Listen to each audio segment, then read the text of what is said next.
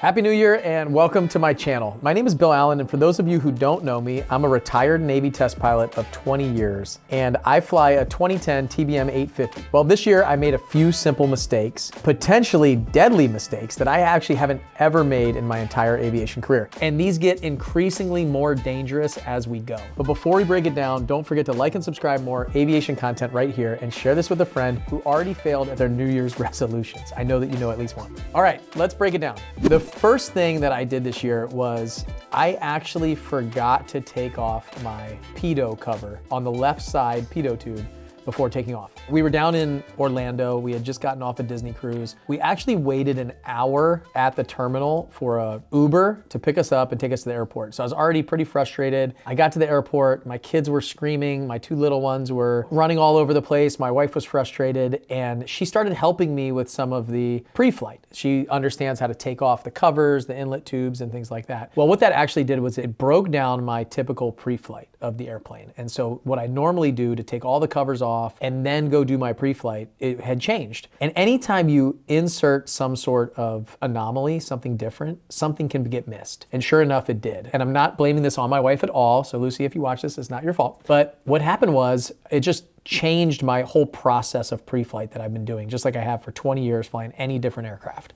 And so I did the walk around, I thought I got everything out and started up the plane. We flew the flight. It was totally uneventful. Nothing crazy happened during the flight. But when I landed, I went to grab all the covers and all the plugs out of the storage bay, and I could only find one pitot cover. So a pitot tube, in the TBM, I have two of them, one under each wing. And what they do is they use Bernoulli's principle to give us the altitude, airspeed, and some of the instrumentation that we use to fly the aircraft, and all of the things that the autopilot uses throughout the flight. So it could have been potentially dangerous if one of those stops working, or they both stop working, in the fact that our autopilot doesn't work. If I'm in the clouds, it was kind of a cloudy day, and so all the instrumentation wouldn't have been working properly. So when I only found one cover, I immediately realized that I had left the other cover on the aircraft before starting it up. And the pitot tubes have a pitot heat that is on in the TBM all the time. And in other aircraft, we're turning them on and off from time to time, depending on what you're flying. But it can melt the actual nylon cover directly to the tube. It can give you erratic readings throughout the flight. I didn't see any of those, so it turned out to be uneventful, like I talked about earlier. However, when I walked up to the pitot tube, it was obvious. Right there, I had a red nylon cover on half of the tube, and the front half had been completely melted, sticking nylon to the metal pitot tube. It was just completely embarrassing, number one. Number two, I've had friends in the military that have done this many times, and I've made fun of them and laughed at them, like, how could you do that? And over, 4,000 or 5,000 hours of flying time and 20 years of flying, I had never made this mistake until now. And I'm fessing up to it to all my friends on YouTube that just understand that the biggest point here that I can make is doing your pre-flight and keeping your routine the same every single time. So after that, I didn't yell at my wife or get upset with her. I just asked her, hey, could you just let me do the pre-flight every time? Or know that you have a checklist of all the covers that you're gonna grab, don't just grab half of them.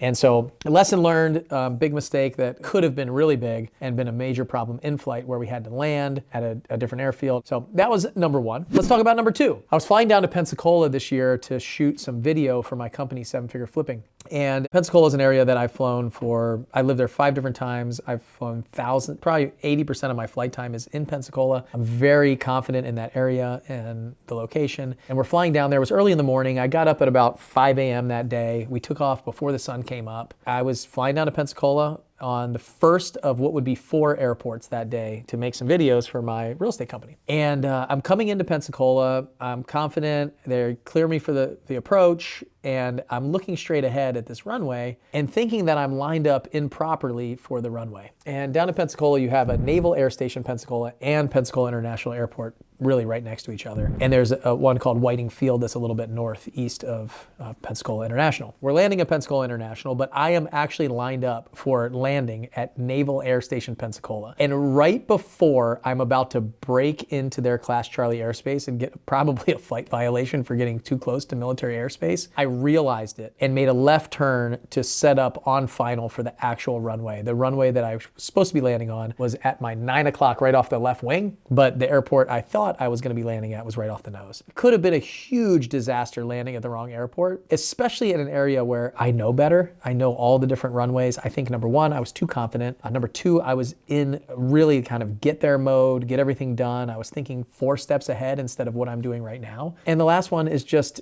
really getting up early, not being on point that morning.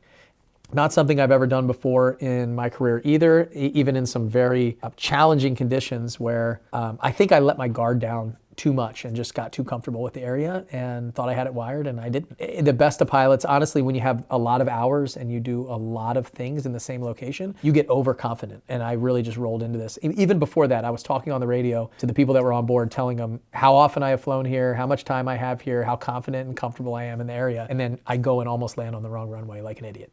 Don't do that. Hopefully it's a lesson learned. And ideally, I hope watching this video, if you're an aviator or a potential future aviator, you'll realize that even the most experienced pilots make mistakes. The goal is to learn from them, share them, and that's why I'm sharing this video with you right now. All right, let's get to the last one. And this one is probably the most dangerous here. I almost ran out of fuel. And funny enough, I don't know if it's that funny, but it was on the exact same day that I almost landed on the wrong runway at the wrong airport. So we landed in Chattanooga. It was our 3rd airport for the day. We landed, we got out, we made our 2nd video for our event.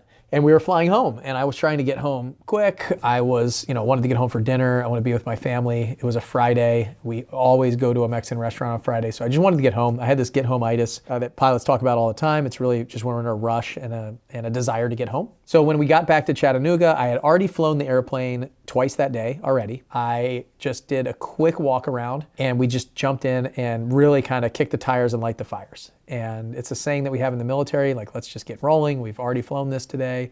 We're confident. And so I didn't do my normal kind of pre-flight checks of fuel and battery check that I normally do to turn on the battery and the generator, to check fuel, to check the battery power, and then turn the battery and generator off, and then do my pre-flight. I just did my quick pre-flight, jumped in the plane, and I just started starting up the plane and getting rolling. And what we did was we took off, and I looked down at the gas gauge. The first time I ever looked at the gas gauge was after we took off from the airfield. And sure enough, I look at it, and the reason why I looked at it is because there's a computer on board with my whole entire flight system that told me we were gonna have negative 130 gallons when we got back to Nashville, which is just a quick, like maybe 30-minute hop from there. And something was off. As normally in the climb, it shows me low, but I was just starting to do some math in my head and realized that we might run out of gas before we get to Nashville. So I had a couple options. I could turn around and land there, and what I thought happened, and what actually ended up happening, was I ordered 20 gallons of fuel on deck at Chattanooga, but they didn't actually fuel the plane. So I ordered it, they said okay, the line guy said yeah. They charged my credit card for 20 gallons of fuel. They didn't actually put it in. So the people at the desk didn't confirm that the fuel had been sent, and when I showed up, I said, hey, I got 20 gallons. We got back in from filming our video, I gave my credit card, and they charged it. And I got in the plane and I took off without my 20 gallons that I paid for.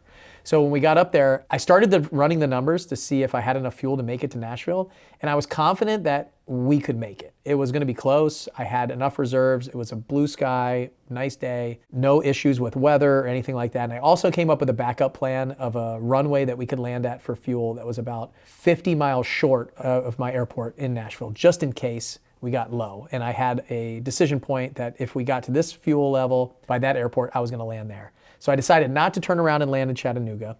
And when we got back over top that airfield about 50 miles prior to Nashville, I had enough fuel to keep going and press. So we kept going, and we landed with just enough for me to be comfortable. It's probably the exact area of my limit, but not something that we should have had to go through at all. The reason why I didn't fuel up a ton of gas at Chattanooga is the gas was expensive. I didn't want to spend a bunch of money. We were going back to my home airfield, which has very cheap fuel. So I was trying to save and conserve. And sure enough, I didn't pre-flight the fuel like I should have. It was a huge mistake. Could have been disastrous, especially if I didn't realize that the fuel was getting low and we ended up flaming out the engine. We only have one in the TBM 850, and then I would have had a dead stick in the landing. So fortunately, the computer and my situational awareness, once we got airborne, allowed me to look back at the fuel gauge and realize that we were low on fuel and start coming up with a decision and thinking through lots of different options. So as an experienced pilot, I had multiple options, not freak out, don't have to go crazy, turn back around and land. I was doing some calculations in my head and came up with 3 scenarios. We turn back and land in Chattanooga. We go 50 miles short of Nashville and land and get fuel in an area that I know that they have gas and they're open. Or we push and go all the way back to our home field. And I had 3 options, weighed them, and I chose the latter 2, and we ended up making it home no problem. So a few things for you to keep in mind in your flying career is after 20 years as a Navy test pilot, thousands and thousands of hours, and like probably flown 55, 60 different aircraft, I can still make mistakes, and this is all in 1 year. So if you're out there and you've made a mistake or two, I encourage you to talk about it, to share it, to let other pilots know what's going on, because this is the way that we learn. So I hope that these 3 mistakes that I made stop you from making these mistakes in the future on your aviation career, and you share it and tell other people about this. If you like these videos, subscribe, tell somebody about it, and share it so that they don't make the same mistakes in the future. I'll see you on the next video.